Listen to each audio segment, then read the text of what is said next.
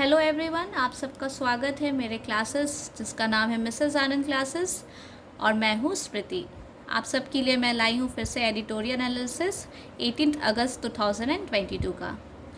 ध्यान दीजिएगा सभी, ये बहुत एक अच्छा आर्टिकल है जो कि मैं आज सबकी के साथ आज शेयर करने वाली हूँ। तो चलिए स्टार्ट करते हैं आज का हमारा ये आर्टिकल और उसका analysis. Solutions to India's job problem lie in creating better regulatory conditions for private sectors while protecting rights of workers। ठीक है, ये सारे फ्रेजल वर्ड्स हैं जो कि इस आर्टिकल में यूज़ हुए हैं। इसे मैं इनके मीनिंग्स मैंने लिखा है। Thrown up a stack means to make something very obvious, in a bid, in an attempt.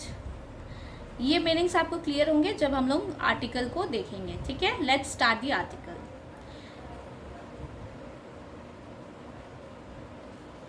आप सभी कोई मेरे साथ रीड कीजिएगा। ओके, फर्स्ट पैरा को देखते हैं हम लोग।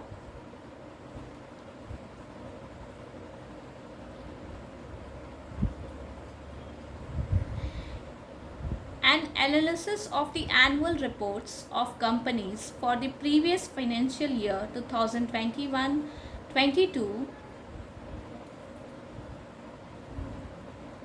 has thrown up a stark, albeit unsurprising trend. Most of the job creation that happened in India during 21-22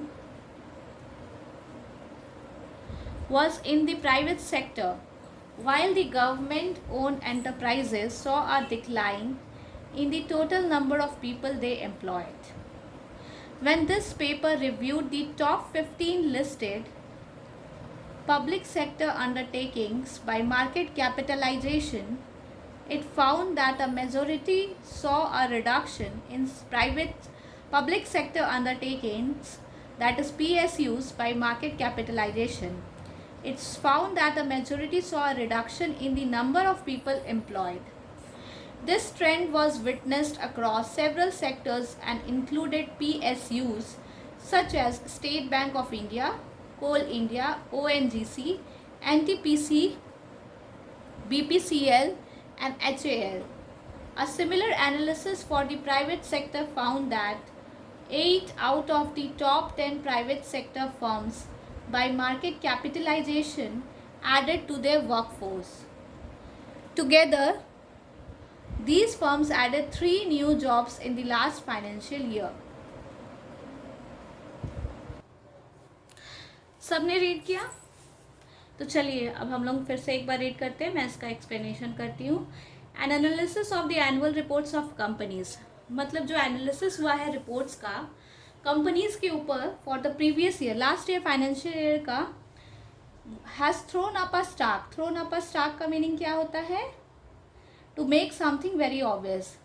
ये जो रिपोर्ट आया है कंपनीज के ऊपर लास्ट फाइनेंशियल ईयर का, वो बहुत एक ऑब्वियस बात को दिखा रहा है, एल्बिट अनसरप्राइजिंग। एल्बिट का मतलब है दो अनसरप्राइजिंग, मतलब बहुत एक ऑब्वियस बात को दिखा रहा है, और वो अनसरप्राइजिंग है, मतलब कि वो सरप्राइज वाली बात नहीं है, एक ट्रेंड शो कर रहा है। ठीक है, लास्ट ईयर का जो हमारा फाइनेंशियल ईयर का रिपोर्ट है for the companies. Most of the job creation that happened in India during 21-22 was in the private sector. जितना भी जॉब क्रिएशन था वो प्राइवेट सेक्टर में हुआ था last financial year. While the government-owned enterprises saw a decline in the total number of people they employed. इसका मतलब है कि जो गवर्नमेंट ओन्ड एंटरप्राइजेस है, जो प्राइवेट सेक्टर में ज़्यादा जॉब क्रिएशन दिखा, लेकिन जो हमारा पब्लिक गवर्नमेंट ओन्ड एंटरप्राइजेस है उसमें जो नंबर ऑफ पीपल काम करते थे वो कम हो गए। डिक्लाइन मीन्स रिड्यूस हो गए। डिक्लाइन का मतलब है रिड्यूस होना। When this paper reviewed the top 15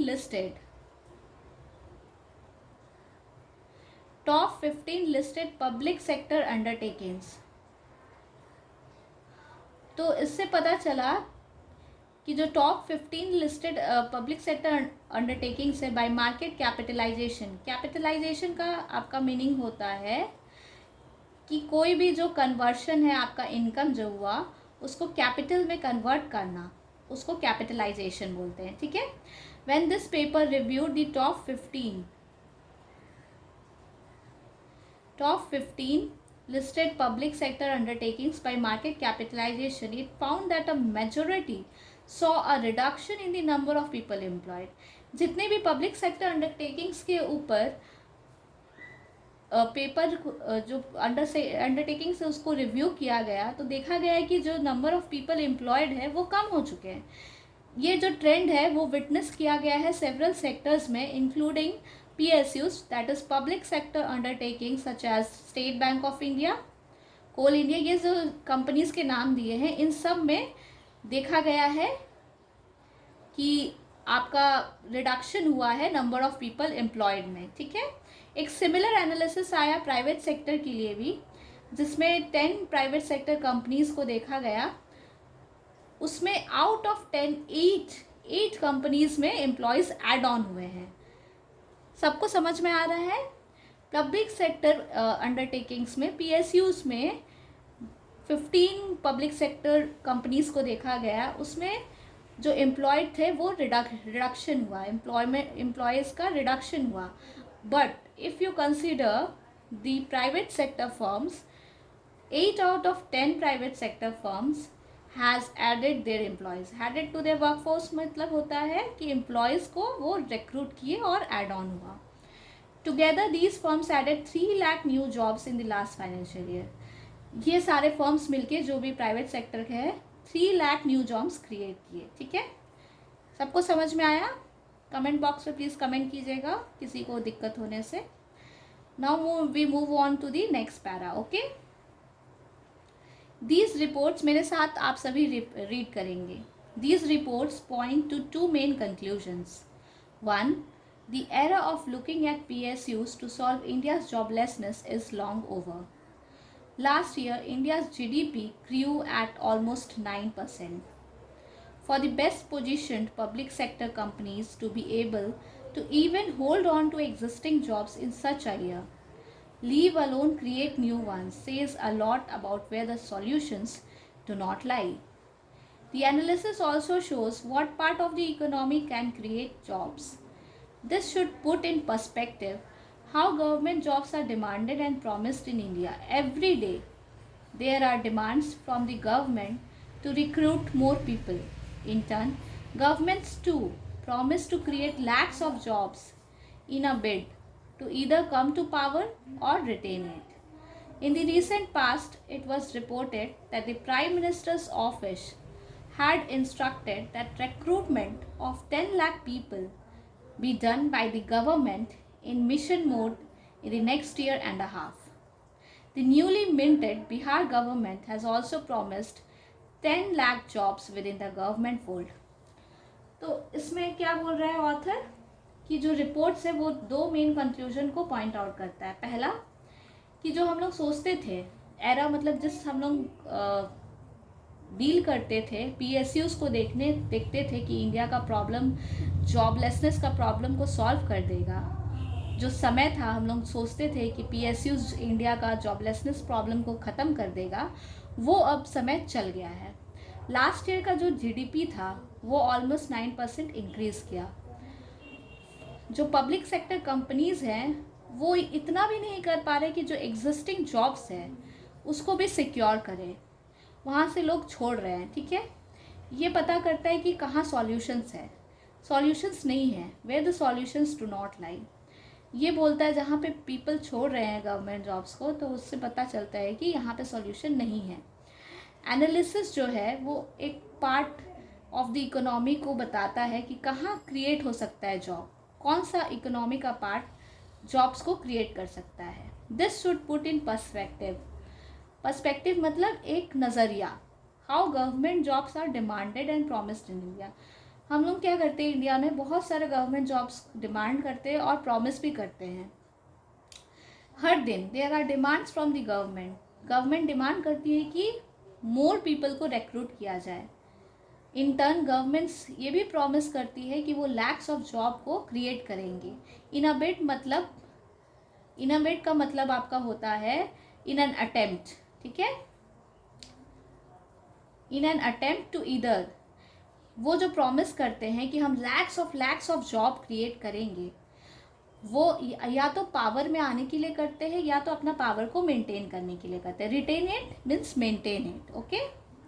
in the recent past it was reported that the prime minister, हमारे जो कुछ समय पहले ही प्राइम मिनिस्टर साहब ने इंस्ट्रक्ट किया है कि 10 लाख पीपल का रिक्रूटमेंट होगा गवर्नमेंट जॉब में. ठीक है, ये 1.5 साल का प्रोजेक्ट है, 1 year and a half. The newly minted, जो न्यूली अपॉइंटेड बिहार गवर्नमेंट है, उसने भी प्रॉमिस किया है कि वो 10 लाख जॉब को देगा गवर्नमेंट फील्ड में. सबको यहाँ तक समझ में आ रहा है? किसी को ना आए तो प्लीज़ कमेंट कीजिए, मैं फिर से रिपीट करूँगी. तो चलते हैं अब हम लोग नेक्स्ट पैरा में, जो कि हमारा लास्ट है आज के आर्टिकल का. India has been experiencing persistently high levels of joblessness for the past few years. Despite a high rate of growth, last year was no different. Data from the Center for Monitoring Indian Economy shows that the total number of employed people in India went by 5.55 lakh in FY22. But the working age population went up by 55.35 lakh over the same period. Effectively, between April 21 and 22, India's employment rate actually fell. This trend tends to get repeated every year. The solution lies in the government creating better regulatory conditions for the private sector while at the same time protecting the rights of the workers. इस para में क्या author बताना चाह रहे हैं कि India जो experience कर रहा है कंसिस्टेंटली, मतलब कंटिन्यूसली हर साल पास्ट फ्यू ईयर्स से हाई लेवल्स ऑफ जॉबलेसनेस, बहुत ज़्यादा हाई लेवल ऑफ जॉबलेसनेस है, अनएम्प्लॉयमेंट बहुत ज़्यादा है इंडिया में. इसके बाद भी, मतलब हाई रेट ऑफ ग्रोथ के बाद भी लास्ट ईयर भी कोई अलग नहीं था.